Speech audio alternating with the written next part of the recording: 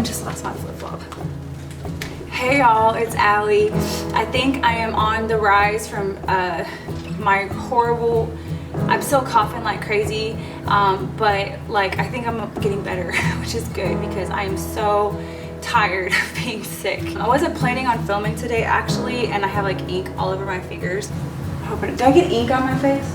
But some folks were asking about fountain pens, and I wanted to do like a really quick Allie's thoughts on fountain pens, if I can make it quick, because there is a large amount of, oh, it's a cute squirrel again. He's so cute. He's in the grate. Hi, little buddy. It's so cute. Oh my gosh. I want to show you so bad, but then I'll have to refocus. Okay, quick little rundown on fountain pens and my little journey, how I got into fountain pens and how I have gone on this adventure with fountain pens. The way I found out about fountain pens was from Pretty Shiny Sparkly. She was the one who got me into the file of facts before I went to Traveler's Notebooks. She actually showed this fountain pen exactly, the limited edition neon yellow Lamy Safari fountain pen, and I was like, what is this? And I had to go check it out. And we have a Pen Paradise and a Ritzy Mall here in San Antonio, and so I went and looked at it and I wrote with it and I was like, oh my gosh, I have to have one of these, because when you write with a fountain pen, there's just nothing quite like it. It's like you'll never go back to rollerball again. I'm kind of a snot now when it comes to my pens. Fine stationery is my love language. Like fine stationery and pens are my love language. So I like my fountain pens now. Now I can't go back. So I got this one first, and of course I got other ones because it's a slippery slope. I've said this several places. If you first start out with the fountain pen, then you'll want more fountain pens, and then you'll be like, flex, what is flex? And then you'll want flex pens. And anyway, I start off with this little guy. There's different nibs. Okay, so with a fountain pen, you have, this is basic 101 stuff. You have a nib and your nib sizes, and then you have a feed. There's a feed, and I can show you that here in a second. And then you have like a little thing here where your cartridge goes, or you could have a cartridge converter to make, like, put in your own inks. Yes, you can choose all sorts of fancy, fun, colorful inks. That's another reason why I was so excited about fountain pens, is that I could have all sorts of pretty color inks, and it is like a slew of options out there. You have your, basic body of the pen. You have your little cartridge or cartridge converter if you want to put in your own ink. You have a nib and you have a feed. Usually that's about the basic setup. So this was a medium nib, which means that it has a bit of a bigger line.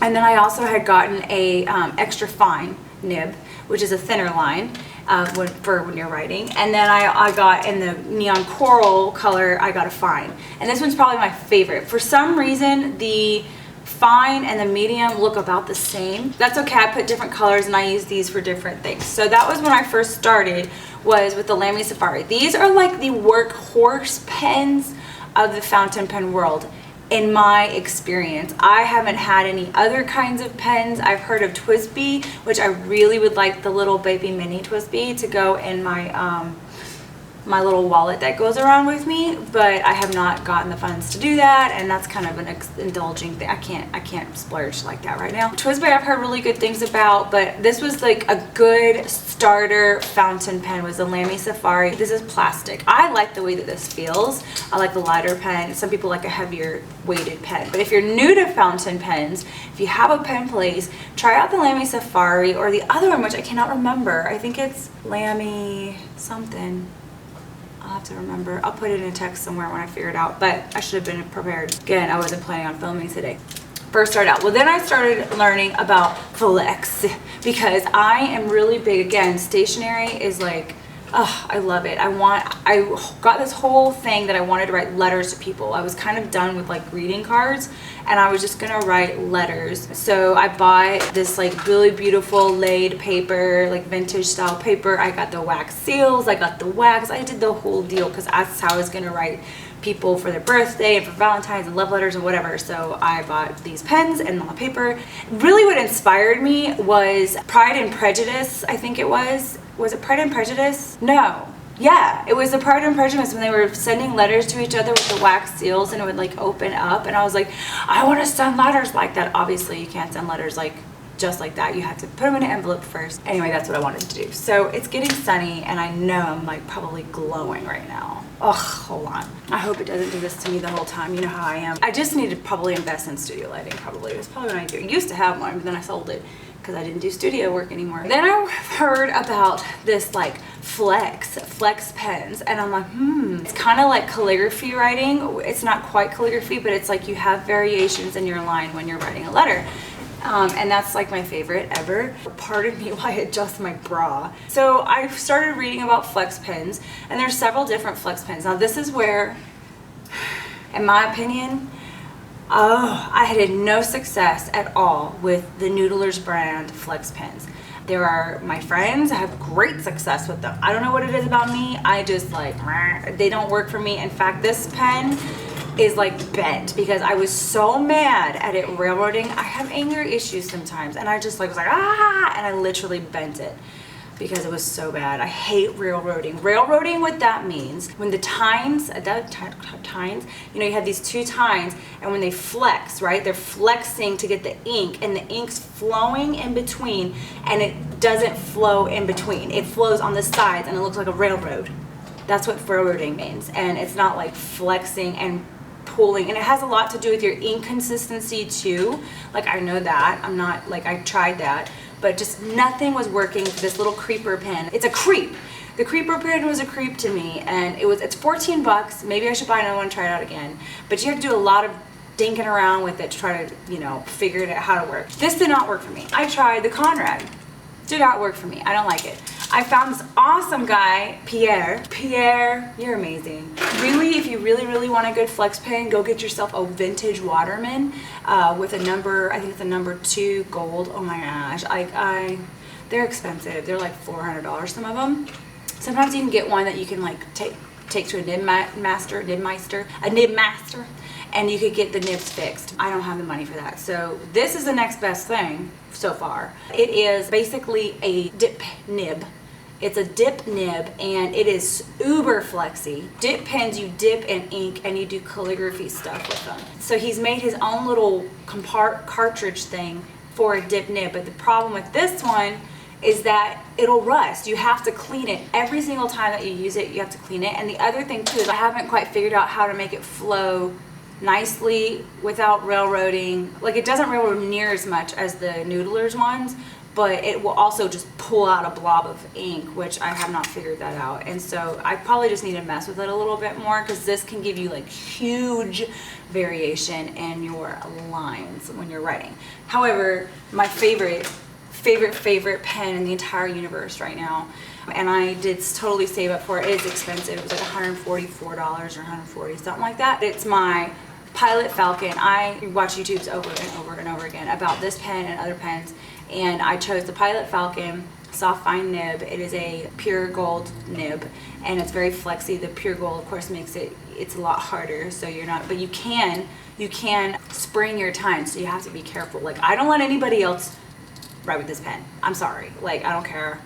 You can't write with this pen because I don't want people messing up the times. Before my creeper went crazy, I had to let someone use it, and I think she messed it up. Maybe it's not Creeper's fault. Maybe it was her fault. This is my favorite pen. It does not railroad, barely at all. It is fast. I like to write fast. This is a great sketch pen.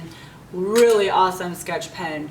It's like, I don't care what ink is in here, it works. That's what I like. I wanted a no fuss flex pen. That's what I wanted, and this is what this is for me. It is awesome. It flexes just the right amount. If y'all have ever gotten Happy Mail from me and have seen my writing, this is the pen that I used, because I just love this pen. It is like, it will be an inheritance for my children's. That's what I think. If you want a fountain pen to start out, I would say Lamy Safari is a great choice. All-Star, that's what it's called, and a Lamy All-Star. Those would be a good option for you to like start out, because they're just so easy. They're so easy. They're a great gateway drug into the fountain pen world. That is what these are. Okay, so let me talk real quick about inks. This is my little ink stash. You can buy bottles of ink from, like, Noodler's is one of my favorite places to buy ink. Right now, there's some issue with their bottle company. The patent was sold or something. So right now they're sending their inks in like plastic ones. I love the little glass ones, but the plastic ones now, until he can get that bottle situation fixed, I don't know if it's fixed or not yet. Goulet is where I get all my fountain pen stuff, by the way. They're amazing. Brian over at Goulet is amazing, and he is so informative with all of his YouTube videos. Go check him out. Super fast shipping. That's also where I get my Midori inserts, the blank ones for like journaling and such. Yeah, and they have a lot of great stuff. It's great staff, just excellent. They're excellent. They're like the chic Sparrow of fountain pen stuff. Their service and their excellence in everything is just, it's impeccable. It's wonderful. But you can get these little samplers and try out different inks. It's so much fun to switch out your ink. A lot of them are not waterproof though, however. So if you're journaling and you don't care about it being waterproof, dude, you have all sorts of stuff you can do for your journaling. If you want it to be waterproof, then there's a list on Noodlers and some of the other ones too that show waterproof carbon type ink.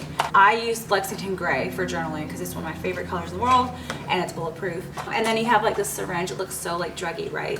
Looks like I'm gonna shoot up with something. No, it's just how I get the very last drops of ink so I can put them in my fountain pens. And I can show a video on how I like redo my ink, like change out that and clean it. I use distilled water to clean everything. I have the Goulet Flush to clean out stuff. I haven't had any problems at all with any of my fountain pens minus the Noodlers ones. I just don't like the Noodlers ones. And it's probably not their fault. It's probably user error, honestly. But I was so frustrated I didn't want to try again. I didn't want to try again and buy another one. So totally, if you have 14 bucks, you just want to, you know, spend 14 bucks, get one of those, see how they do. I don't know. I guess I could buy another nib too. They're selling the nibs now. But these ones, oh my gosh, they're amazing for a starter. And then this one's my baby. I love this pen so much. Inks, you can get a whole bunch of different sample inks. I mean, there's YouTube all over, YouTube videos on how people change their inks and stuff. So, but I just use distilled water because our water here is so hard and I do not want to risk getting any sort of hard water buildup in this pen.